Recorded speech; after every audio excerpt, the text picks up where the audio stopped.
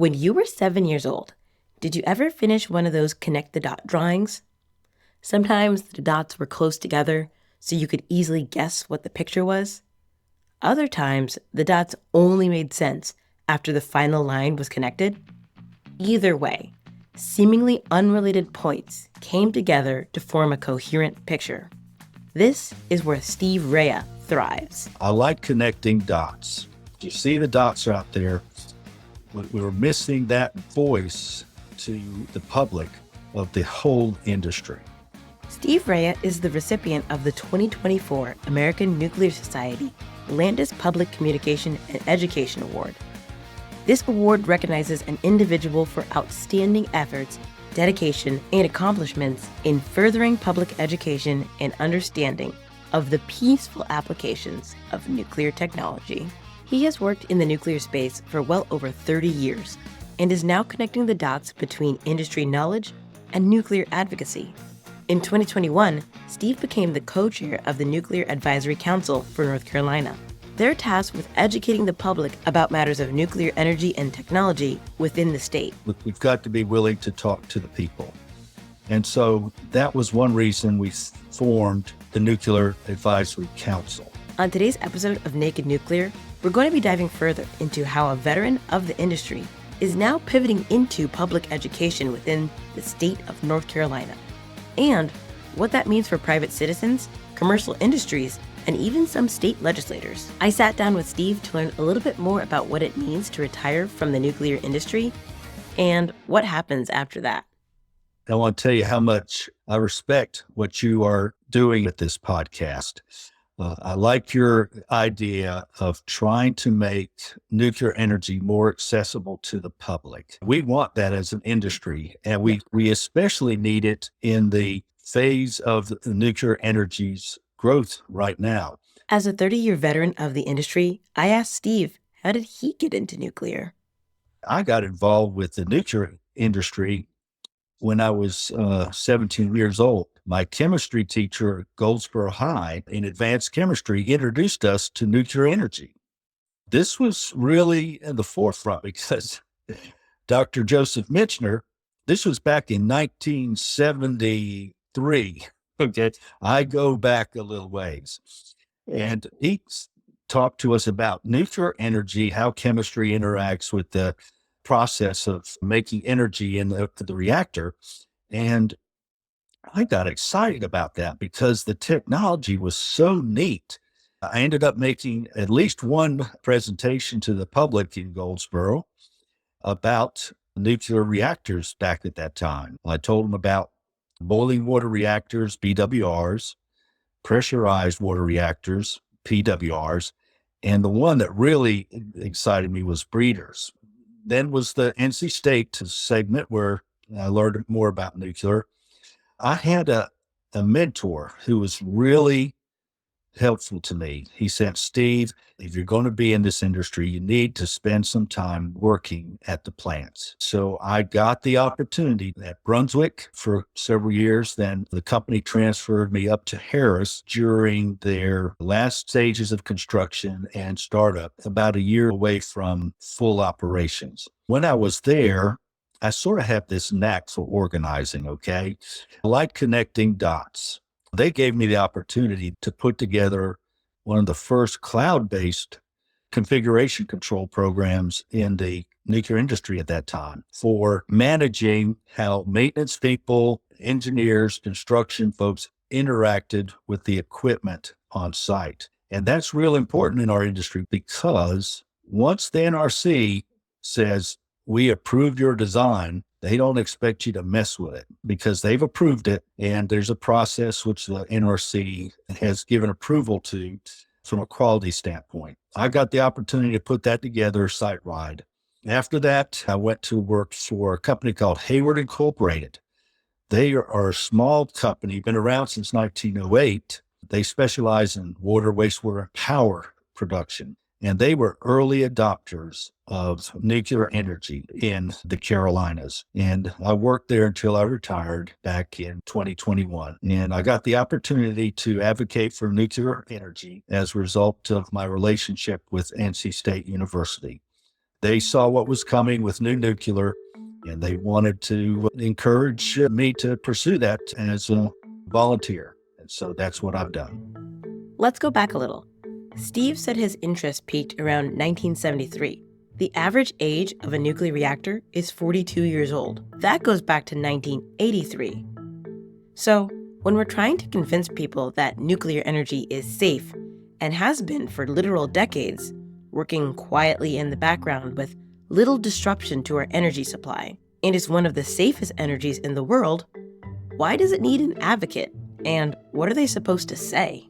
Well, it's about people. We've got to be willing to talk to people. That was one reason we formed the Nuclear Advisory Council. We'd like to put folks that have the time to talk to the public who have had experience in nuclear, because it is a unique industry that's highly regulated, like pharmaceutical and airlines. And so I felt like it was important for us to put other spokespersons who understood nuclear but could speak to the public in a way that interests them. We wanted folks to know that the nuclear industry in North Carolina is not just the utility company. The industry, there's a supply chain associated with that builds up around the utility who operates our nuclear plants. We wanted to be able to have diverse resources to address opportunities to talk to the public. For example, we've had volunteers from our council speak to the League of Women Voters, to other organizations around the state. We've had volunteers who give presentations to students, like at NC State's Nuclear Engineering Department.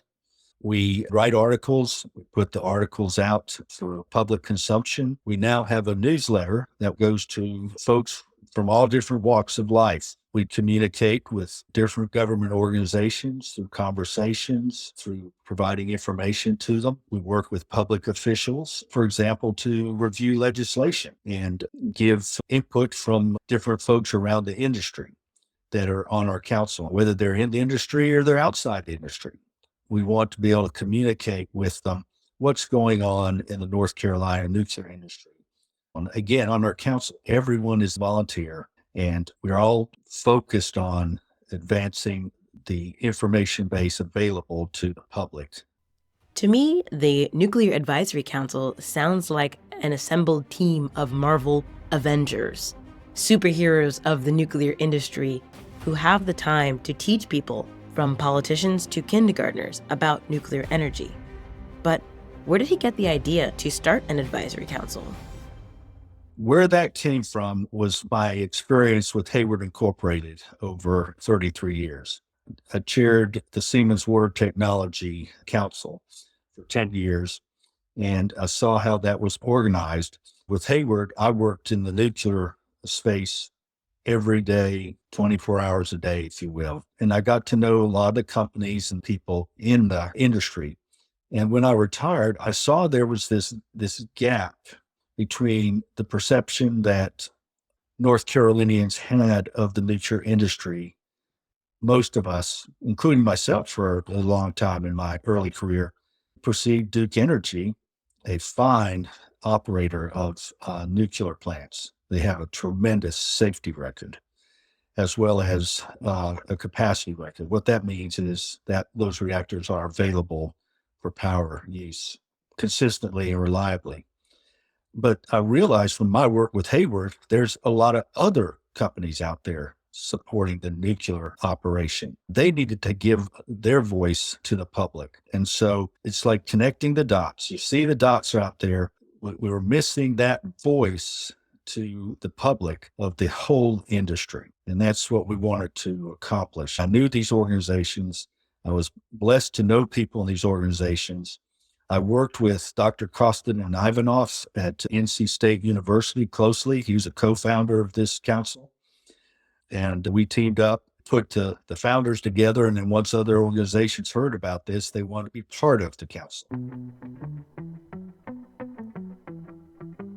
33 years in the business, Steve has many dots, many connections, and a wide network of individuals that were able to make up the Nuclear Advisory Council. But somewhere in this interconnected web, Steve was missing something critical: the public. And so I asked him, what was the public reaction to bringing nuclear into these conversations to people who might not know much about it? Well, I'll be honest with you. I was pleasantly surprised by the level of curiosity and enthusiasm for nuclear energy being part of North Carolina's all of the above energy strategy. And we support that too. There's a place for each energy technology. Nuclear strength is a small footprint. So when you mix that in with renewables, you've got a complete solution to the energy problem. People wanted to hear more about nuclear.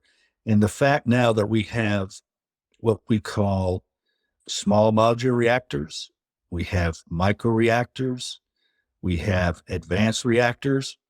Obviously, the public's curious.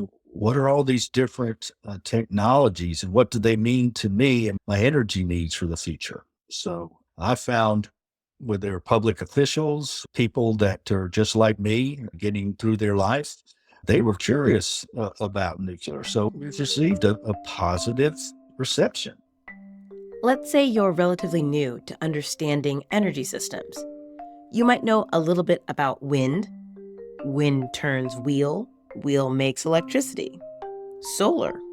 Sun hits panel, panel makes electricity. And then there's nuclear. Nuclear has spicy rock makes hot water turns wheel. Wheel makes electricity. But if that's the case, why is there microreactor, small modular reactor, advanced reactor, boiling water reactor, pressurized water reactor? It seems a bit much. And within this community, I was wondering, what does the Nuclear Advisory Council advise on all these specific technologies? We are agnostic about the reactor technology. In North Carolina, we've got a number of fine companies that are offering their nuclear reactor technologies to the public. You've got GE, Hitachi, and Wilmington, part of the old BWR culture, and they've got a new reactor. You've got Kairos Power, who has a regulatory and quality control office in Charlotte. They do an advanced reactor. Advanced reactors use molten salts or high temperature gas instead of water to cool and transfer heat from the reactor. Kairos, they're interested in the advanced AI industry. And then we have Terrestrial Energy, whose headquarters is here in Charlotte. And they also offer an advanced reactor that is available for all different services. They're not just concentrating on the utilities. They are interested in industrial applications. They look at chemical plants that need a lot of electricity and steam. Their reactors can generate both. So all three of these suppliers are highly thought of around the country. They focused on different aspects of the energy need landscape. I also want to mention BWXT. Their corporate office is here in North Carolina. They do microreactors. They are also very supportive of NC State's nuclear engineering department. Their manufacturing is not here in North Carolina. It's just across the border from us in Lynchburg, Virginia. But we consider them part of our council because they're here in Charlotte, North Carolina, their headquarters, they pay taxes, they employ people. All of those things are important to the state of North Carolina. The other thing that you've alluded to that I want to highlight: why do we have all of these different technologies? Why has the industry gone down the road now of exploring advanced reactors, small modular reactors, microreactors? The key is all of these designs advance the safety aspects of nuclear reactors. They go beyond the safety designs of PWRs and BWRs, which have been very safe here in North Carolina, and they add additional safety features to their designs, which is something that is in the best interest of the public and the people that operate them. There's an organization, Carolina Utilities, and they're consisting of different industries and businesses, and they're very curious. They wanted to understand how that worked. Our council, the way we approach things, we contacted somebody at NC State's nuclear engineering department. They volunteered and went over there to present. And so we started reaching out to industry in North Carolina to help them understand the different technologies out there. I was watching a show on Yellowstone National Park, and what I realized is energy sources for animals to make it through the winter are diverse and varied. Old bison who can't make it through the winter provide an abundance of energy for wolves of the park. Small fish frozen underneath the stream provide energy for otters that are burrowing in ice caves. Buried nuts and seeds provide energy for squirrels, and squirrels provide energy for foxes. What I'm saying is, energy inherently has to be diverse and dependent on its type of usage in its environment. So, let me connect some dots for you. When we look at engineered cities like Charlotte, North Carolina, we shouldn't try to fit a monolithic energy source into powering the whole town. Bison can't feed all of Yellowstone, and wind turbines can't power all of Charlotte. Instead, we should look for various energy sources. So, what's an example of an old industry that needs a new, diverse energy source? Something significant here has occurred. Nucor Steel in Charlotte, North Carolina, they are a leading provider of various steel products in the U.S., and I think they're number one. And they operate what are called electric arc furnaces. That's a way of making steel very efficiently, but it takes a lot of electricity. Don't put this down as exact numbers, but generally speaking, when running an electric arc furnace, it may pull 350, maybe 450 megawatts on a good day. And when we look at small modular reactors, their output is 300 megawatts. So that, which is 1/3 the size of current BWR, PWR reactors. That's a lot of power. And so they also believe in clean energy. Last year, they really spoke up and said that Nucor wants clean energy, but they need it to be reliable, firm, that you can count on it, because that's the way their business runs. They are open to nuclear energy as a possible source for their electric arc furnace mills. Other firm sources are coal and gas. Coal, we're around the country, in a lot of places, you're seeing that, here in North Carolina included, where those plants are closing up. For example, Duke Energy last year announced that they want to build a small modular reactor in the Blues Creek area. They have an existing coal-fired boiler operation there to make electricity. And if I understand correctly, the thought process is to eventually close that, and they will have one or more small modular reactors there generate electricity where the coal-fired plant had been doing that. And there's natural gas. My view, my opinion, it's a transition energy source between where we are now until power sources like nuclear energy, which take time to design, approve, and build, until they can be deployed here in North Carolina. This is diverse indeed. Using nuclear energy to power electric arc furnaces for steel, replacing old coal power plants with nuclear small modular reactors, and having natural gas as a transition source in the meantime. But all of this probably comes with legislation and policymaking. So I asked, is the Nuclear Advisory Council a political organization, or do they just advise? We let them know we're available to support them as advocates in any way they can think of. That's how we really got our start. Senator Tom Tillis, he's very enthusiastic about nuclear energy, very supportive. And in January of 2021, as we were starting this process of developing the council, I reached out to his office and said, if you all want to get some input or answer questions about nuclear energy, we'd be glad to help you. Each state has a different profile of assets, strengths, of considerations. And so they ought to look at their situation to figure out what's the best energy plan. There's not one answer for every single state in the union.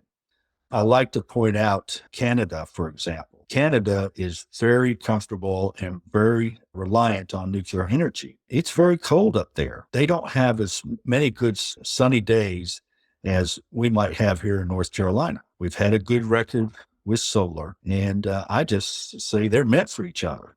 They're intermittent, and then they get some backup from battery sources. But when we want large amounts of firm power that's there 24/7. Nuclear fits that bill in the clean energy spectrum. And by the way, did you know that North Carolina General Assembly, they passed a bill that redefined clean energy in North Carolina? Prior to that bill, clean energy was strictly associated with renewables like solar, wind, but the bill was passed to add nuclear fission, nuclear fusion, and things like uprates. So uprates are like if you have a car and it has a certain amount of horsepower from the manufacturer, you can add a little additional horsepower to that. Those people who like cars will get that upgrade so they have more horsepower in the car. And the car will run safely, but it will have a little more power in the engine. Some nuclear plants, you can make modest upgrades to them based on discussions with the manufacturer, with the utilities experience operating them. So that's an upgrade. And it comes on the control side of things. They don't have to put in any mechanical equipment. It's just controlling the flow rate to the reactor to get more horsepower out of it, if you will. So that was an important bill back in the fall of 2023. With improved power plants, policy changes, and industries looking to use nuclear energy, it sounds like North Carolina may need a larger workforce.